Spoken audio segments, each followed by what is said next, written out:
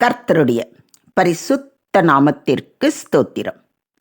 இன்றைய நாளின் தியானத்திற்கென்று தெரிந்து கொள்ளப்பட்ட வேத வசனம் அப்போஸ்தலனாகிய பவுல் தெசலோனிக்கேயருக்கு எழுதின 1 நிருபம் 4 அதிகாரம் 7 வசனம். 1 தெசலோனிக்கேயர் 4:7. தேவன் நம்மை அசுத்தத்திற்கல்ல பரிசுத்தத்திற்கே அழைத்திருக்கிறார். ஆமென்.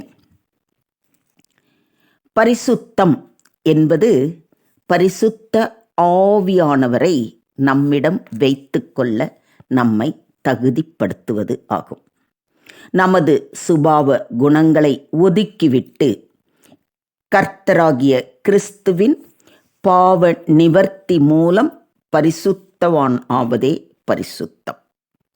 நமது வாழ்க்கையின் ஒவ்வொரு கணமும் கர்த்தருக்கு பரிசுத்தமாக இருக்க வேண்டும்.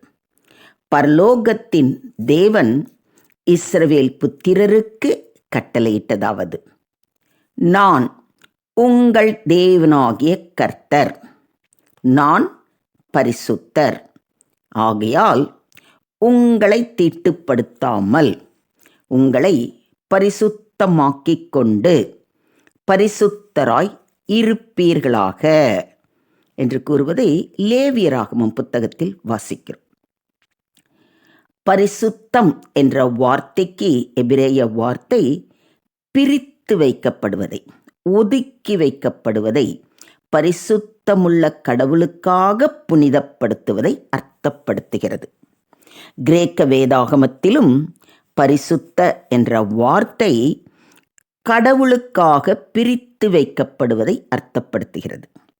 ஒருவருடைய சுத்தமான நடத்தையை குறிப்பதற்கும் இந்த வார்த்தை பயன்படுத்தப்பட்டு உள்ளது.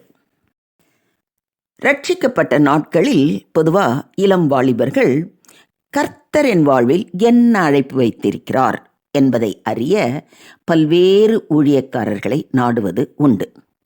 ஒவ்வொருவருக்கும் ஒவ்வொரு அழைப்பை வைத்திருக்கிறார். ஆனால் அதே வேளையில் நம் எல்லோருக்கும் பொதுவான ஒரு அழைப்பை கர்த்தர் வைத்திருக்கிறார். அது பரிசுத்தமான வாழ்க்கை வாழ வேண்டும் என்பதே. ஏன் நாம் பரிசுத்தமாய் வாழ வேண்டும்?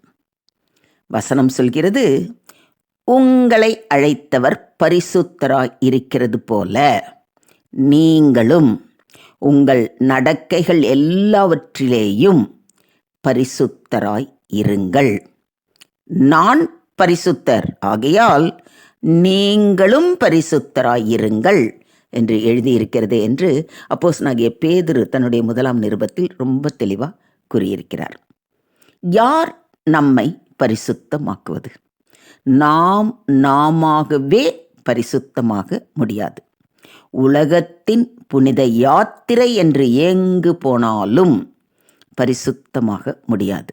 வசனம் சொல்லுகிறது, தேவன் நம்மை பரிசுத்தமாக்குகிறார். சமாதானத்தின் தேவன் தாமே உங்களை முற்றிலும் பரிசுத்தமாக்குவாராக என்று தெசலோனிக்கேயருக்கு எழுதின நிருபத்தில் கூறப்பட்டிருக்கிறது. அது மாத்திரமல்ல, குமாரனாகிய இயேசு கிறிஸ்துவும் நம்மை பரிசுத்தமாக்குகிறார். அவருடைய குமாரனாகிய இயேசு கிறிஸ்துவின் இரத்தம் சகல பாவங்களையும் நீக்கி நம்மை சுத்திகரிக்கும். அது மாத்திரமல்ல, ஆவியானவரும் நம்மை பரிசுத்தமாக்குகிறார். கர்த்தருக்கு பிரியமான சகோதரரே, நீங்கள் ஆவியினாலே பரிசுத்தமாக்கப்படுகிறதினாலும் என்று அப்போஸ்தலனாகிய பவுல் தெசலோனிக்கேயருக்கு எழுதின 2 நிருபத்தில் எழுதுவதை நாம் வாசிக்கிறோம். ஆக தேவன் நம்மை பரிசுத்தமாக்குகிறார்.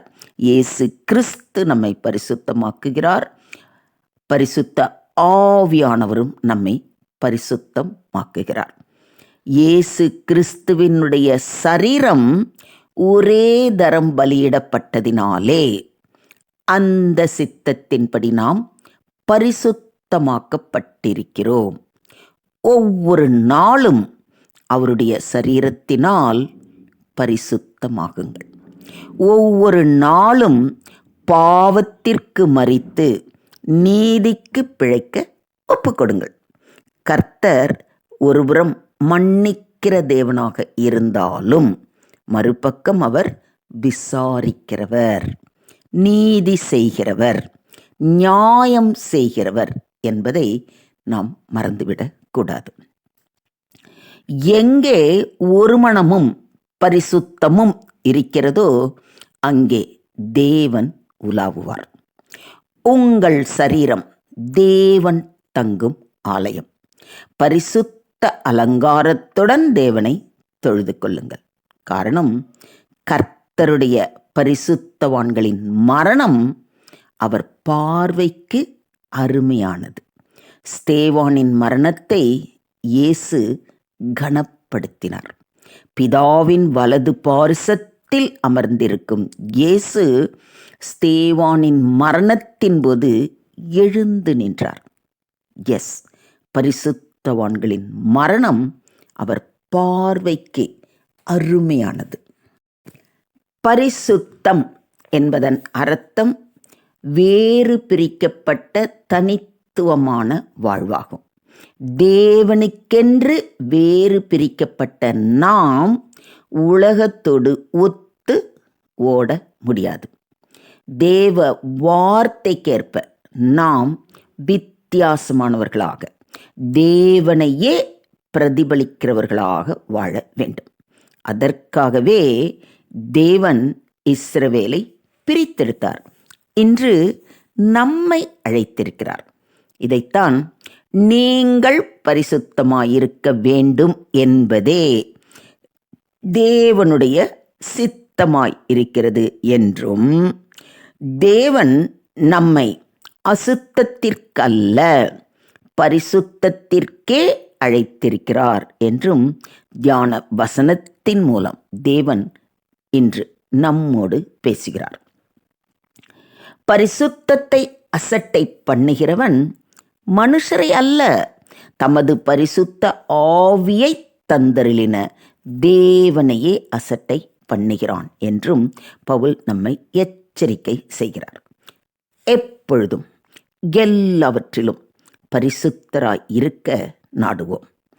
தேவன் வெறுக்கின்ற அனைத்தையும் விட்டு விலக வேண்டும் என்ற வாஞ்சையோடு அவர் சமூகம் அமருவோம் என்றால், தவறான சிந்தை, இருதயத்தின் திருக்கான நினைவுகள், தீய வார்த்தை, தூய்மையற்ற நடத்தை யாவையும் தேவ ஆவியானவர் நமக்கு உணர்த்துவார். அவற்றை விட்டுவிட தீர்மானித்து நம்மை முழுமையாக அவர் கரத்தில் ஒப்புக் கொடுக்கும் பொழுது நாம் பரிசுத்தமாய் வாழ தேவ ஆவியானவர் நமக்கு உதவி செய்வார். இதை விசுவாசிக்கிறீங்களா? ஸோ இன்றே அவர் கரத்தில் நம்மை முழுமையாக ஒப்புக் கொடுப்போம். அவரே நம்மை பரிசுத்தப்படுத்தி ஆசீர்வதிப்பாராக. தேவனுக்கே மகிமை உண்டாவதாக. ஆமென், ஆமென், ஆமென்.